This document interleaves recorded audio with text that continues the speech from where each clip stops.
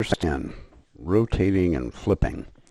I tend to do this more with reflections, but here's an image that is a fairly decent example. I need to get into Photoshop. There we go.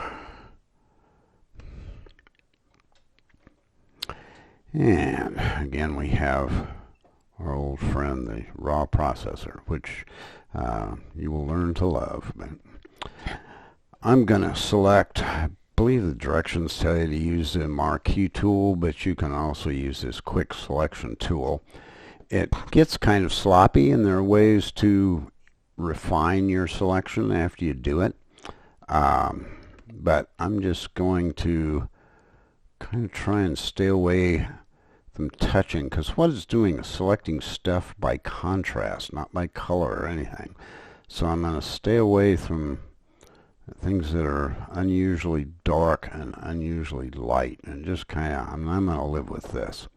And I've made a selection, and I got ahead of myself, because the first thing we're going to do is go to image rotation, and to make this simple, we're going to flip the canvas horizontally.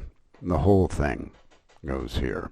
But I'd like to undo that, and Photoshop, since like Photoshop 2.0, which was a long time ago, has had only one level of undo, and the shortcut is Command on a Mac, Control on a PC, Command Z, and that undoes the last thing you did. But over here, if you don't have it showing as a panel, you can go up here to the window and edit, is the history panel right there. And you can click on that and undo things. You just kind of select what you want and drag it down into history, and it will do that plus anything after it. If you screwed up 3 steps ago, you're going to have to go to the history panel. But anyway, we'll get the screen back. And while we're moving things around, I'm sorry, it's in the edit menu, and there's transform and free transform. Free transform can make you kind of crazy at first, because it gives you all of these things, or almost all of these things at once, if you know where the right tools are. But I'm going to come back here, and I'm going to copy this.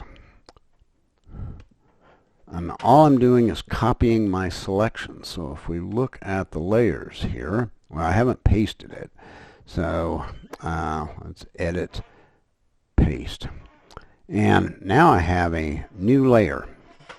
I'm going to copy everything I had selected has now been put on its own separate layer. And I'm going to go up here to free transform, edit, free transform. And why I have trouble finding this is I know the keyboard shortcuts, and that's what I use.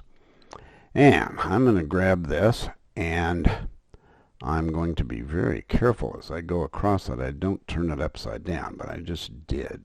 Darn it. I'm